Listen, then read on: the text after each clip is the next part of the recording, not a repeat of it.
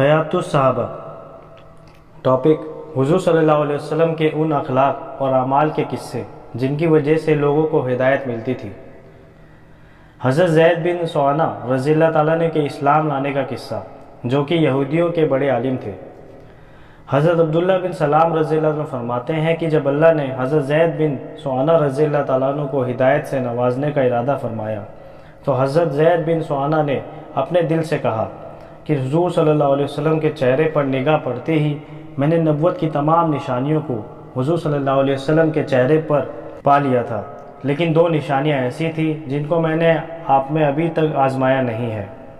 ایک تو یہ کہ نبی کی بردباری اس کے جلد غصے میں آ جانے پر غالب ہوتی ہے، دوسرا یہ نبی کے ساتھ جتنا زیادہ نادانی کا معاملہ کیا جائے گا اس کی بردباری اتنی زیادہ بڑھتی ہے۔ چنانچہ ایک دن آپ حجرے سے باہر تشریف لائے، آپ کے ساتھ حضرت علی بن ابی طالب رضی اللہ تعالیٰ عنہ بھی تھے۔ آپ کے پاس ایک آدمی اونٹنی پر سوار ہو کر آیا جو دیکھنے میں بدو معلوم ہوتا تھا۔ اس نے کہا، اے اللہ کے رسول صلی اللہ علیہ وسلم، فلاں قبیلے کی بستی میں میرے کچھ ساتھی مسلمان ہو چکے ہیں۔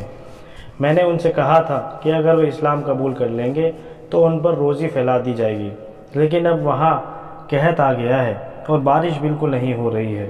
اے اللہ کے رسول صلی اللہ علیہ وسلم، مجھے اس بات کا خطرہ ہے کہ جیسے وہ لالچ میں آ کر اسلام میں داخل ہوئے اسی طرح لالچ میں آ کر کہیں وہ اسلام سے نکل نہ جائے۔ اگر آپ مناسب سمجھے تو ان کی مدد کرنے کے لیے کچھ بھیج دیں۔ آپ کے پہلو میں جو آدمی تھا، آپ نے اس کی طرف دیکھا، میرا خیال یہ ہے کہ وہ حضرت علی تھے۔ تو اس آدمی نے کہا، اے اللہ کے رسول صلی اللہ علیہ وسلم، اس مال میں سے کچھ نہیں بچا۔ حضرت زید بن سوانہ فرماتے ہیں کہ میں نے آپ کے قریب جا کر کہا، اے محمد، اگر آپ چاہیں تو میں پیسے آپ کو ابھی دے دیتا ہوں، اس کے بدلے میں آپ فلاں قبیلے کے باغ کی اتنی کھجوریں مجھے فلاں وقت تک دے دیں۔ آپ نے فرمایا، ٹھیک ہے، لیکن کسی کے باغ کو طے نہ کرو۔ میں نے کہا، چلو ٹھیک ہے۔ چنانچہ آپ نے مجھ سے یہ سودا کر لیا۔ میں نے اپنی کمر سے ہمیانی کھولی اور ان کھجوروں کے بدلے میں آپ کو 80 مسکال سونے کے دے دیے۔ آپ نے وہ سارا سونا اس آدمی کو دے دیا، اس سے فرمایا، لو، یہ ان کی مدد کے لیے لے جاؤ، ان میں برابر برابر بانٹ دینا۔ حضرت زید بن سوانہ فرماتے ہیں کہ طے شدہ مدت میں ابھی 2 دن باقی تھے، حضور صلی اللہ علیہ وسلم باہر تشریف لائے۔ آپ کے ساتھ حضرت ابو بکر رضی اللہ تعالیٰ عنہ، حضرت عمر رضی اللہ تعالیٰ عنہ، حضرت عثمان رضی اللہ تعالیٰ عنہ اور کچھ صحابی تھے۔ جب آپ جنازے کی نماز پڑھا چکے ایک دیوار کے قریب بیٹھنے کے لیے تشریف لے گئے تو میں نے آگے بڑھ کر آپ کا گریبان پکڑ لیا۔ غصے والے چہرے سے میں نے آپ کی طرف دیکھا۔ میں نے آپ سے کہا، او محمد، آپ میرا حق کیوں نہیں دیتے؟ اللہ کی قسم، تم عبد المطلب کی اولاد نے تو ٹال مٹول کرنا ہی سیکھا ہے اور اب ساتھ رہ کر بھی نہیں نظر آیا۔ اتنے میں میری نظر حضرت عمر پر پڑی۔ غصے کے مارے ان کی دونوں آنکھیں گول آسمان کی طرح گھوم رہی تھی۔ انہوں نے مجھے گھور کر دیکھا اور کہا، اے اللہ کے دشمن، تو اللہ کے رسول کو وہ باتیں کہہ رہا ہے جو میں سن رہا ہوں، ان کے ساتھ سلوک کر رہا ہے جو میں دیکھ رہا ہوں۔ اگر آپ کی مجلس کے ادب کا لحاظ نہ ہوتا تو ابھی اپنی تلوار سے تیری گردن اڑا دیتا۔ اور حضور صلی اللہ علیہ وسلم مجھے بڑے سکون اور اطمینان سے دیکھ رہے تھے۔ آپ نے فرمایا، اے عمر، مجھے اور اسے کسی اور چیز کی ضرورت تھی؟ مجھے تو تم اچھی طرح اور جلدی عطا کرنے کو کہتے ہو اور اسے ذرا سلیقے سے مانگ کرنے کو کہتے۔ اے عمر، انہیں لے جاؤ اور جتنا ان کا حق بنتا ہے وہ بھی ان کو دے دو۔ جو تم نے ان کو دھمکایا ہے اس کے بدلے میں 20 آنس کھجور اور دو۔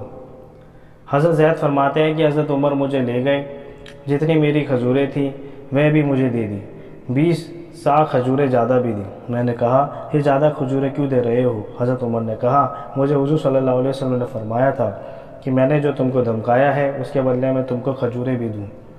میں نے کہا، اے عمر، کیا تم مجھ کو جانتے ہو؟ حضرت عمر نے کہا، نہیں۔ میں نے کہا، میں زید بن سوانہ ہوں۔